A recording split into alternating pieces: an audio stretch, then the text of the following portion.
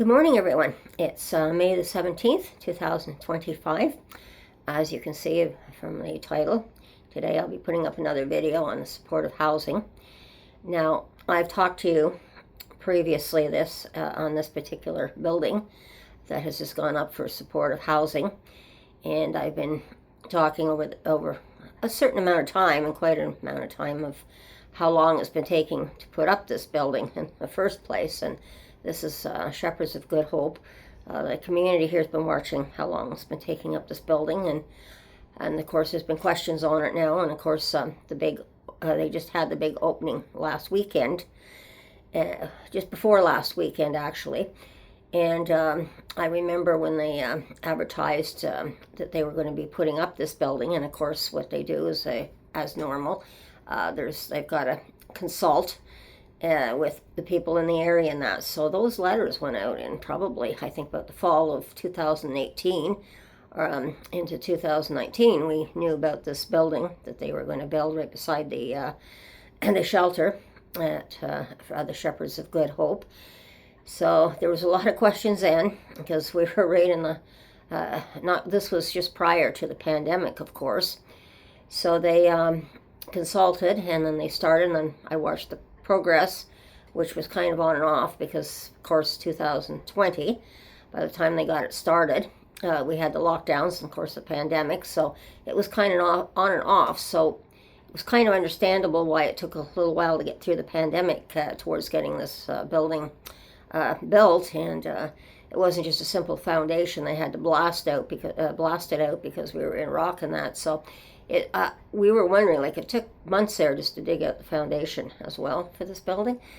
And of course, as time went on, we just saw it go up, and finally the steel structure went up, and then it just progressed there slowly until they finally completed it. And of course that was in like late 2018. It's now 2025, so it took about 5 years, with I don't know what all the delays were with the building as well. Because it was non-profit, so it could have been financial problems too getting it up. I don't know, but it's this 48 unit is going to be serving 48 people. They just opened it this past Monday, as they said on the Monday. From what I understand, they're filling the building slowly. They're going to, which is not a bad idea. They're putting 4 people on a floor at a time each week. They're going to be filling the building up slowly and making sure that the residents get settled in the building, since it's brand new as well. So that's not a bad idea. But of course, beautiful facilities, beautiful building that they have finally got built. But again, the building can look great. But again, even with all the supports that are in there, I'm glad there's supports for the residents. But again, we have the problem with the homelessness down here, as well as the drug dealers and that. They always hang around downtown. So it's going to be interesting to see how they're going to do this. They're going to be putting a variety of people in there. So again, there's a lot that we've been experiencing, especially in social housing around the area here. And we have a variety of people certainly in our buildings, and we're still having a lot of problems. So it's going to be something to watch, to see how they handle it, because this is an organization that there's been problems with their other buildings too in other parts of the city. So it's kind of a wait and see. I hope everything is going to turn out all right. We've all got our fingers crossed that it will be, because it's been a rough ride. And it's only, but even this 48 units is just a drop in the bucket. So because there's so many people. I mean, that's out of 3,000 people that are supposedly homeless on our streets. That's only a drop in the bucket, and we're still struggling to get things built, housing built, or even, and I'm saying even the tiny houses or tiny units, just a temporary solution might be the best way till we can get the big construction projects going. To get them into more permanent housing might be the way to go at this time, because there's so many people.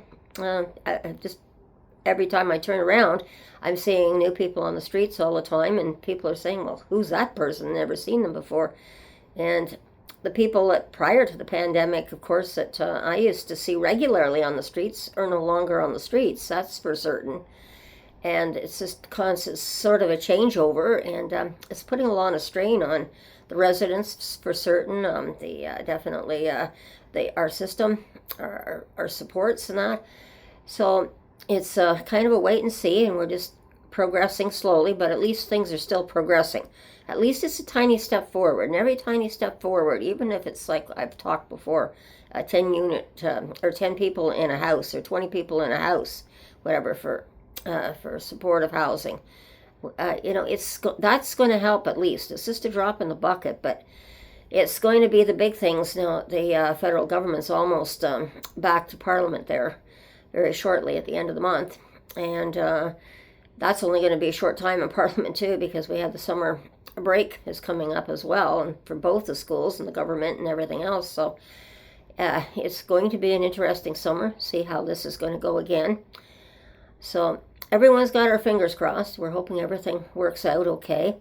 I'll just keep you on regular updates as I do see things. It's going to definitely be slowing down for probably a couple of months, at least for the summer, before we get back into full swing again.